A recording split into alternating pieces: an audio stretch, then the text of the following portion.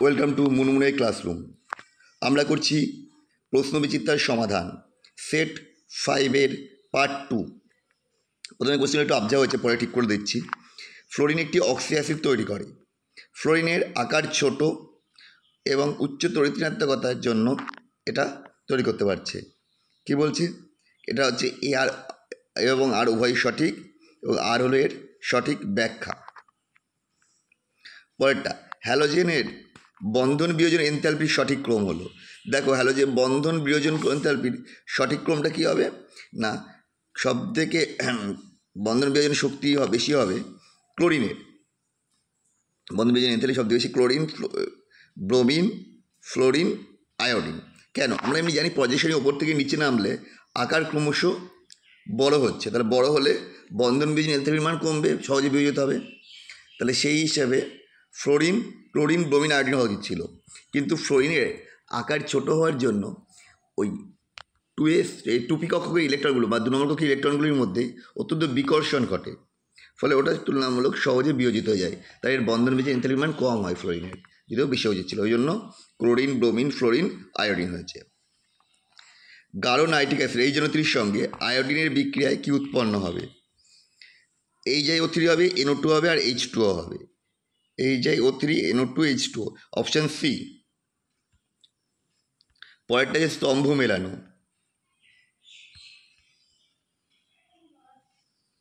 কি বলেছে? XeO3 কী হবে? এটা হবে sp3 হাইব্রিডাইজড এবং পিরামিডীয় আকৃতি। তারপরে হবে XeF2 আকৃতি কেমন হবে? sp3d কিন্তু সরলরৈখিক। তাহলে একেরটা B, দুয়েরটা A, B A, option D. বাকিগুলো তাহলে দেখার আর প্রয়োজন পড়লো না। পরেরটা, এই যৌগটাতে C2 আর C3 ইলেকট্রন বিন্যাস করতে হবে। দুটোই হচ্ছে ইলেকট্রন বিন্যাস, অনেক বিন্যাসটা কী হবে? দুটোই হবে আর। Option A. কী করে আর হচ্ছে, এটার জন্য একটা সেপারেট ভিডিও বানানো আছে, তোমরা সেটা দেখতে পারো।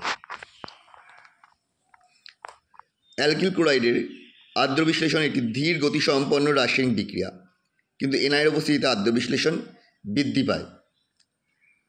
কারণ বলছে I- খুব ভালো নিউক্লিওফাইল, তেমনই ভালো লিভিং গ্রুপ, এটাই সঠিক কারণ। তার মানে হচ্ছে এ এবং আর উভয় সঠিক, এবং আর হলো এর সঠিক ব্যাখ্যা, অপশান এ।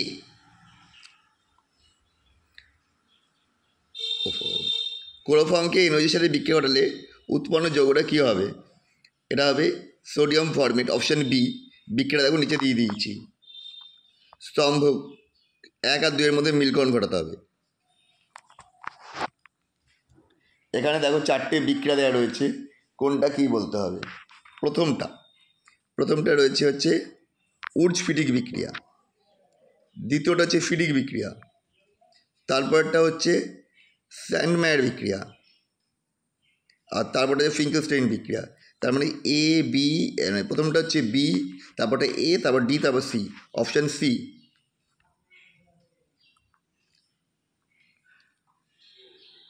এফি উপস্থিতিতে অন্ধকারে টলুইন আর ক্লোরিনের বিক্রিয়া উৎপন্ন কী হয়? এটা হবে ক্লোরিন ঢুকে যাবে অর্থ এবং প্যারা পজিশনে, অর্থাৎ বি এবং সি এর মিশ্রণ। ফিনাইল ম্যাগনেসিয়াম ব্রোমাইডের সঙ্গে ইথাইল এপক্সাইডের বিক্রিয়া ঘটাচ্ছে, কী তৈরি হবে? বিক্রিয়া তো তৈরি হবে বেঞ্জিনের মাথায় CH2CH2OH, অপশান বি।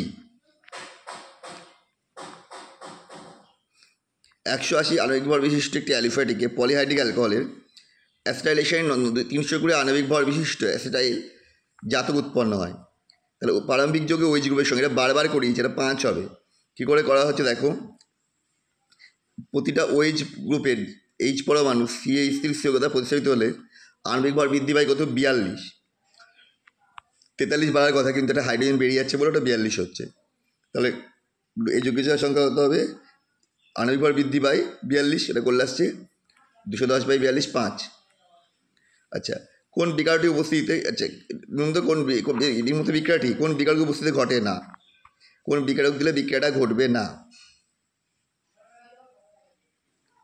এটা হবে ব্রোমিন জল দিলে ঘটবে না।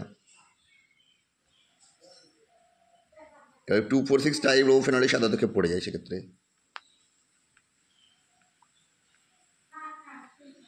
আমাদের আজকের মতো ভিডিওটা এখানে কমপ্লিট হয়ে গেল। কেমন লাগলো অবশ্যই কমেন্ট করে জানাও। আবার দেখা হবে নেক্সট ভিডিওতে।